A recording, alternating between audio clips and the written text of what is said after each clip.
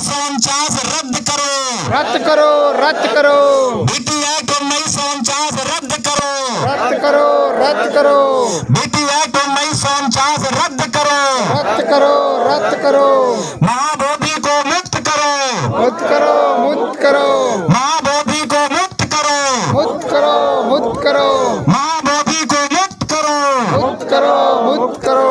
जय भीम, जय भीम, जय भीम, जय भीम, जय जय जय जय जय भीम, जय भीम, जय भीम, जोर से बोलिए जय भीम, जय भीम, जय भीम, पीछे वाले बोलिए जय भीम, जय भीम, जय Bhim. All India Buddhist forum की जय हो, जय हो, जय हो, ऑल इंडिया बुद्धिस्ट फोरम की जय जय हो, जय हो, राष्ट्रीय बौद्ध महासभा की जय जय हो, जय हो, राष्ट्रीय बौद्ध महासभा की जय जय हो, जय हो, राष्ट्रीय बौद्ध महासभा की जय जय हो, जय हो। बीटी एक्ट 1949 रद्द करो, रद्द करो, रद्द करो, बीटी एक्ट 1949 रद्द करो, रद्द करो, रद्द करो, महाबोधि मुक्त करो, मुक्त करो, मुक्त करो, महाबोधि मुक्त करो, मुक्त करो, मुक्त करो। जय जय जय जय भीम, जय भीम, जय भीम, जय जय जय जय भीम। जय भीम, जय भीम। बहुत बहुत साधुवाद, धन्यवाद। सभी संत महापुरुषों को अभिवादन करते हुए मैं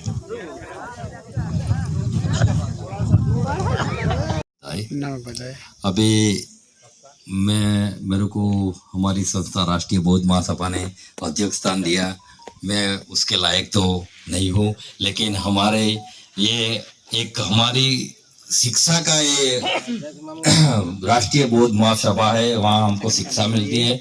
मैं राष्ट्रीय बौद्ध महासभा में 3 साल से जुड़ा हूँ। 3 साल में मैंने बहुत कुछ यहाँ से सीखा है।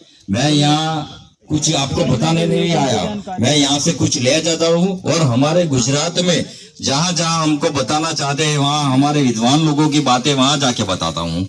मैं यही काम करता हूँ। और आपको मैं ये बता दूं कि राष्ट्रीय बौद्ध महासभा ने अभी हमारे सब विद्वान लोगों ने बता दिया कि संविधान के बारे में बताया और राष्ट्रीय बौद्ध महासभा क्या करता है उसके बारे में बताया। राष्ट्रीय बौद्ध महासभा में जो संविधान के बारे में बताया, संविधान हमारे आरसी धीमान साहब है जो लॉ कॉलेज के प्रोफेसर हैं, वो हर सोमवार को रात को 8 बजे संविधान वाचन करते हैं। 8 से 9 बजे तक वह संविधान जो वाचते हैं वो संविधान आप 5 बार वाचोगे फिर भी आपको याद नहीं रहेगा, लेकिन वो ऐसा अच्छी तरह से पढ़ाते हैं तो आपका मगज में फिट होता है। उसके लिए मैं आरसी धीमान साहब को धन्यवाद बोलता हूँ। और दूसरा दिन है हमारा मंगलवार का। मंगलवार के दिन हमको पारिवारिक चर्चा, जैसे कि बुद्ध के पंचिल के ऊपर उसके ऊपर हमको हमारे शुद्धोधन साहब कल यहाँ सबको बताया है, वो हमारे शुद्धोधन साहब वो हमको इतना अच्छी तरह से समझाते हैं कि बौद्ध बनने के बाद हमें क्या करना चाहिए और क्या नहीं करना चाहिए उसके बारे में सिखाते हैं। और रही बात अभी साहब ने हमारे संचालक साहब ने बताया कि बौद्ध और उनका दम, और बाबा साहब ने लिखा था बौद्ध और उनका दम लिखने में बाबा साहब को 5 साल लगा था। और बाबा साहब ने बौद्ध और उनका दम लिखा। वो बौद्ध और दम तुम पढ़ोगे तो सही में उसमें बहुत कुछ जानकारी है जो हमको मनुवाद लोगों ने फिरा के हमारे बौद्ध धर्म को मनुवाद में कैसे ले जा रहे हैं उसके विरोध में हमको समझाया है। और उस बौद्ध और उसका धर्म के लिए हमको हमारे एलपी अमृत जी साहब जो इतना बढ़िया समझाते हैं पढ़ के कि तुम एक बार सुनोगे तो तुमको मगज में तुरंत बैठ जाएगा और पढ़ाते जाते और समझाते जाते। उसके लिए हम एलपी अमृत साहब को भी मेरा प्रणाम और यहाँ सभी बैठे हुए भंतेगण को मेरा कोटि कोटि वंदन। और राष्ट्रीय बौद्ध महासभा के संस्थापक भारतीय साहब को मेरा नमन और पूरी टीम को मेरा सादर प्रणाम और उपासक उपासिका को मेरा वंदन। अभी मैं बताने जा रहा हूँ कि मुझे जो मालूम नहीं है उसके लिए मैं थोड़ा चिंतित था। मैंने बोला चलो इस बार जाते हैं और हमारे साहब को पूछेंगे तो हमको वो तो पता है कि संत रविदास का जन्म माघ पूर्णिमा को हुआ था, लेकिन उनका निवारण कब हुआ वो तो नहीं मालूम है, और उसके पीछे क्या हाथ था वो किसी को नहीं मालूम। संत रविदास की हत्या का कारण, मुख्य कारण क्या था वो हम सबको मालूम नहीं। हमने किसी में पढ़ा है, वो किसी ने बोला है, वो आपको बता रहा हूं। लेकिन मैं साहब से निवेदन करूंगा और उनसे विनती करूंगा कि वो हमको इसके बारे में थोड़ा समझा देवे। उसका संत रविदास ने एक दोहा बोला था, ब्राह्मण झूठा वेद भी झूठा, झूठा भ्रम अकेला रे, मंदिर भीतर मूर्ति बैठी पूजती बाहर चेला रे, लड्डू भोग चढ़ावत जनता मूर्ति को घी केला रे, पत्थर मूर्ति कुछ न खाती खाता ब्राह्मण अकेला रे। तो ब्राह्मण लोग को चिंतित हो गए, बोले ये तो हमारी दुकानें बंद कर रहा है, ये हमारी दुकानें बंद करने जा रहा है।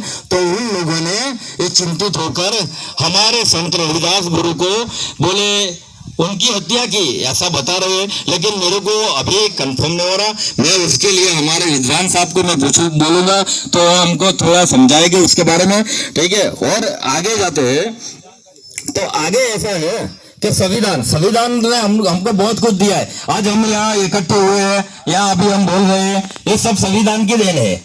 अगर जो संविधान नहीं लिखा होता तो हमको ये आजादी नहीं थी। हमको संविधान की आजादी मिली, लेकिन अभी हमारी तीसरी आजादी बाकी है। तीसरी आजादी कौन सी है? आप लोगों ने सबने फिल्म देखी है, तीसरी आजादी।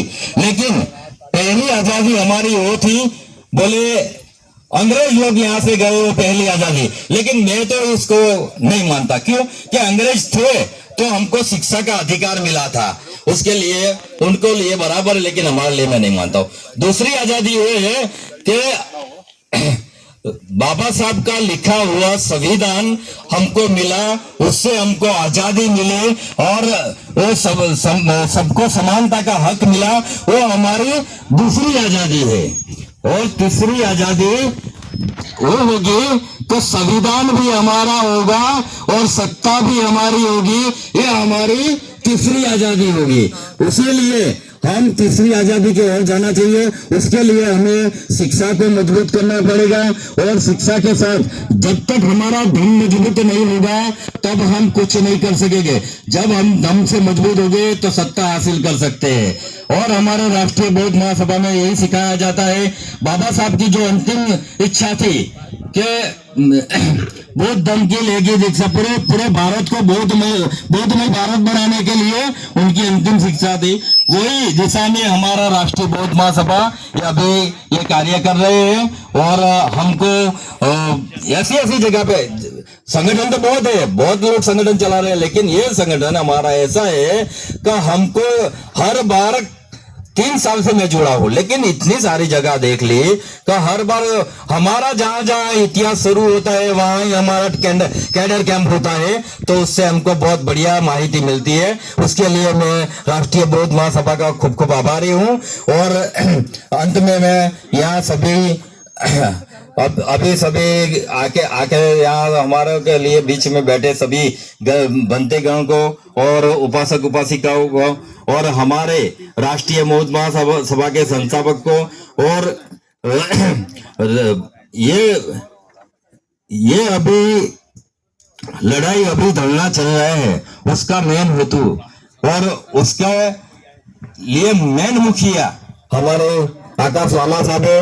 और मैं वो भी बता दूं कि मैं भी यहाँ मार्च 20 तारीख को 10 दिन के सामने में यहाँ मैं और हमारे जोड़ीदार हम दोनों यहाँ लड़ाई में 2 वहां पे आके गए हैं। उसके लिए आकाश लाम को बहुत बहुत सलाम। और हमारे भारती साहब ने तब भी हमको उनकी आज्ञा से हम आए थे, गुजरात से 2 लोग आए थे। उन्होंने बोला कि जो हमारा तब 17 तारीख को मार्च को आगरा में प्रोग्राम था, तब बताया गया कि वहां जुड़ना जिसी को वो जोड़ सकते हैं, तो हम तो वहां से आए थे ऐसे ही, फिर यहाँ आके जुड़ गए। और यहाँ हमने 10 दिन का सामने में वो हमको लाभ मिला। और दूसरी बार हमको ये संस्था के द्वारा ये दूसरा लाभ मिल रहा है, उसके लिए हम संस्था के बहुत बहुत आभारी है। और सभी को मेरा सादर प्रणाम। और मैं मेरी वाणी को यहाँ समाप्त करता हूँ। आप लोगों को अभी खाने का टाइम हुआ है, तो आप सब खाना खाकर फिर से दूसरा समय चालू होगा, उसमें आइए। जय भीम, नमो बुद्धाय। आज ही प्रथम सत्र ये बौद्ध गया का जो स्थान बना था, तो हम वहीं से प्रारंभ करते हैं धम्म स्थलों से। एक तथागत बुद्ध का जन्म हुआ, वो हमारा धम्म स्थल है लुम्बिनी, जहाँ विश्व के लोग आते हैं। विश्व के धम्म स्थल वहाँ बने हुए हैं, विश्व के पेड़ा स्थल बने हुए हैं। इसके बाद उन्होंने यहाँ पर बौद्ध गया में अपना ज्ञान प्राप्त हुआ था। यहाँ भी आपने सबने देखा होगा, तमाम प्रकार के तमाम देशों के लोग आते हैं, बड़ी श्रद्धा के साथ आते हैं, उसका अनुकरण करते हैं। अपना उनका व्यवहार यहाँ पर किसी प्रकार का किसी का एक छोटी कील भी कोई चोरी नहीं करता है, उनके सिद्धांत वो लोग चलते हैं। तीसरा उन्होंने प्रथम उपदेश दिया था, जैसे उसमें मैं इसलिए ज़्यादा नहीं बता रहा, लोगों ने काफ़ी कुछ बता दिए, मुख्य चीज़ों को बता रहा हूँ। तो तीसरा हमारा, उसके बाद ज्ञान प्राप्त करने के बाद तथागत बुद्ध सारनाथ गए थे, वहाँ पर उन्होंने अपना प्रथम उपदेश दिया था पंचवर्गीय भिक्षुओं को। ये हमारा सारनाथ, जहाँ पर उन्होंने अपना आंदोलन, अपना संघ अपना चालू करा था, क्रांति चालू करी थी, उसको सारनाथ है।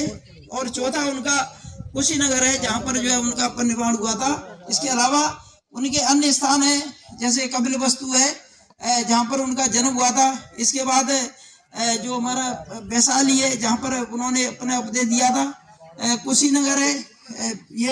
ये कुछ स्थान मैं देख लेता हूँ, थोड़ा सा कोई मिसिंग हो रहा होगा। हाँ, क्या संस्कृति भी तो के भारत बोल दिया ना, मैंने जब भाषण आप करें तो जनता के मुंह में वही जाएगा। ठीक है, अब बाद में। तो ये मैंने स्थान बनाए, लुम्बिनी बताया, बौद्ध गया बताया, सारनाथ के बारे में बताया, कुशीनगर, ये हमारे तथा बुद्ध से सीधे जुड़े हुए स्थान है। इसके बाद हमारा कलिंग उड़ीसा है, जहाँ पर महान अशोक ने, सम्राट अशोक ने सबसे महान संस्कृति इसकी मानी जाती है, मानवतावादी राज्य माना जाता है, एक विशाल राज्य के स्वामी थे। और उन्होंने सभी धम्म स्थलों का भ्रमण किया था, और सबसे पहले इस स्थान की जो नींव रखी थी वो सम्राट अशोक ने रखी थी यहाँ पर। इसके बाद हमारा श्रावस्ती है, तथागत बुद्ध के प्रसेनजित जो राजा थे, वहाँ पर उनके दरबार में उनने उपदेश दिए थे। हमारा कपिलवस्तु है, जहाँ पर उनके पिता शुद्धोधन का राज्य था, और वहाँ पर वहीं पर उनका बाल्यकाल व्यतीत हुआ। इसके बाद हमारे दूसरे अन्य स्थान है, मैंने हमारे सांची है, जो आपके 200 के नोट में आप देखेंगे वहाँ छपा हुआ है। ये सम्राट अशोक ने जब उज्जैन की यात्रा कर रहे थे, सम्राट अशोक ने जब उज्जैन की यात्रा कर रहे थे, उज्जैनी की, उसमें उस समय ये सांची का स्थान उससे जुड़ा हुआ है। वहीं पर उन्होंने पिछा में जो व्यवसाय की जो लड़की थी उससे शादी करी। चालू हो रहा है।